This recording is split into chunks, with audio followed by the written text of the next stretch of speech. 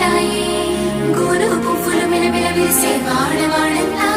ఓ పూల వరవాయి ప్రతి పువ్వులు చెరువేమో ఓ పూల తోటాయి